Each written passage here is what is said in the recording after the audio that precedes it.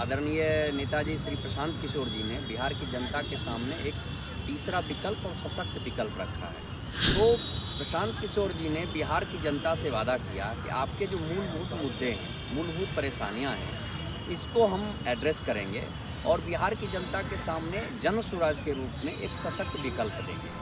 लोग राजन गठबंधन वाले लालू जी का भय दिखाकर, जंगल राज का भय दिखाकर वोट लिया करते हैं और राजद गठबंधन वाले वही फिरका प्रस्त ताकते हैं, सांप्रदायिक ताकते हैं, भाजपा को रोको कह के वोट लिया करते हैं। तैयारियां जो है सभी पार्टियों की लगभग ख़त्म हो चुकी हैं। बात करेंगे सीधी बातचीत के लिए जनसुराज से प्रवक्ता दीपक सर हमारे साथ हैं। बिहार में पहले से कई पार्टियां हैं, महागठबंधन है, एनडीए गठबंधन भी है, लेकिन जनसुराज पहली बार 243 सीटों पर चुनाव लड़ने जा रही है। बिहार की जनता कितना विश्वास दिखाएगी इस पहले चुनाव में, क्या लगता है? बिहार की आदरणीय और प्रबुद्ध जनता को सर्वप्रथम मेरा नमस्कार है।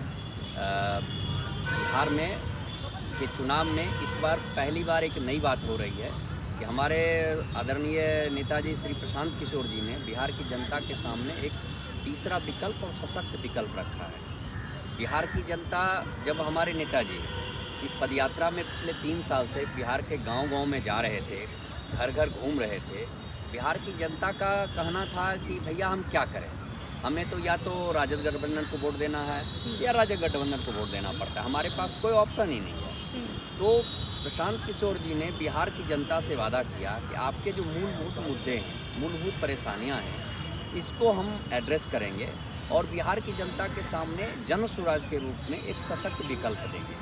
और जो लोग राजन गठबंधन वाले लालू जी का भय दिखाकर, जंगल राज का भय दिखाकर वोट लिया करते हैं और राजद गठबंधन वाले वही फिरका प्रस्त ताकते हैं, सांप्रदायिक ताकते हैं, भाजपा को रोको कह के वोट लिया करते हैं।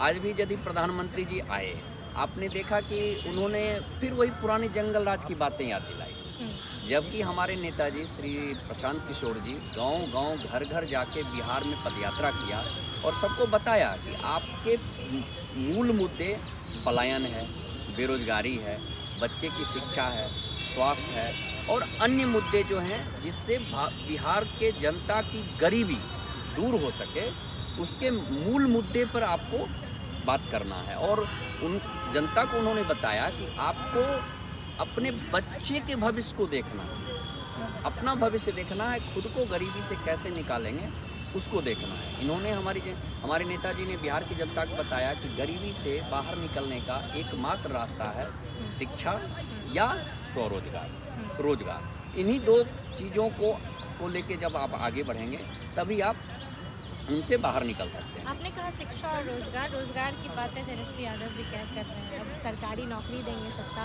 में आ जाएंगे, तो ऐसा उन्होंने वादा भी किया। तो रोजगार की बातें तो पहले से जो स्थापित पार्टियां हैं बिहार में वो भी कर रही हैं। तेजस्वी यादव जी ने कहा कि हम हर घर को सरकारी नौकरी देंगे।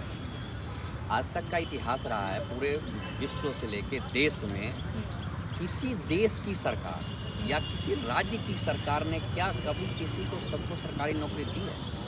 नहीं। ये हमारे नेताजी ने कहा है, शेर जब बूढ़ा हो जाता है तो वो शिकार करने के काबिल नहीं रहता है, तो वो क्या करता है ना, सोने के कंगन लेके बैठता है और जनता को, लोगों को सोने का कंगन दिखाता है कि जो भी सोने के कंगन के लोभ में आए तो मैं उसको खा जाऊँ। तो तेजस्वी यादव जी का जो ये वक्तव्य है, इस तरह के जो उन्होंने वादे दिए हैं, जुमले दिए हैं, वो संभव नहीं है। बस जनता को भ्रम में डाल के, फंसा के वोट लेने का प्रयास है ताकि वो फिर से लूटने का अपना सिस्टम बना सके। चुनावी जुमला है। हाँ, चुनावी जुमला है। उसका मैं प्रमाण देता हूँ कि बिहार में अब आज़ादी से लेकर अभी तक लगभग 25 से 26 लाख सरकारी नौकरियाँ हैं और बिहार में लगभग 2.25 करोड़ परिवार हैं।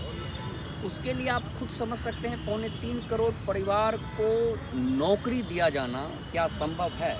क्या इतनी सरकारी नौकरी की उपलब्धता है?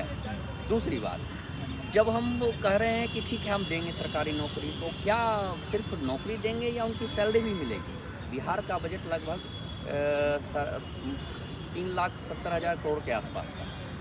आप ग्रुप डी कर्मचारी में भी बहाली करते हैं तो लगभग सिर्फ सैलरी के लिए 12 लाख करोड़ चाहिए। आप उनसे क्या उम्मीद कर सकते हैं तेजस्वी यादव जी से? क्या वो उतने प्रबुद्ध हैं कि इन सारी बातों को समझ सकें? और उनकी प्रबुद्धता कितनी है, इसके चर्चे आम चैनल्स पर लोगों में और राजनीतिक गलियारों में होती रहती है। तो कुछ भी वादा कर देना, ये इनका पुराना इतिहास रहा है कि कुछ भी वादे करके जनता को भ्रम में डालें। ये दोनों गठबंधन वाले 35 साल से बिहार की जनता को लूट रहे हैं। पूरे बिहार की इन्होंने दुर्दशा कर दी।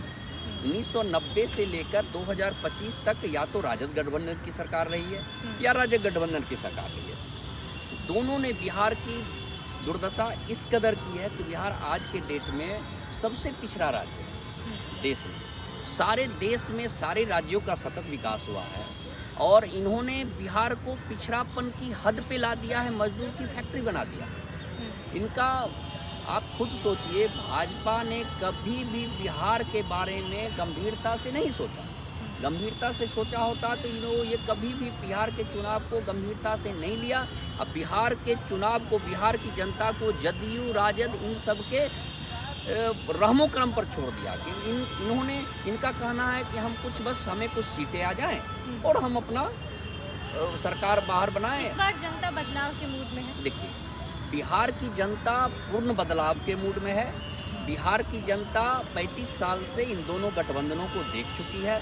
हमारे नेताजी श्री आदरणीय प्रशांत किशोर जी ने बिहार की जनता के सामने एक सशक्त विकल्प रखा है जन स्वराज पार्टी के रूप में।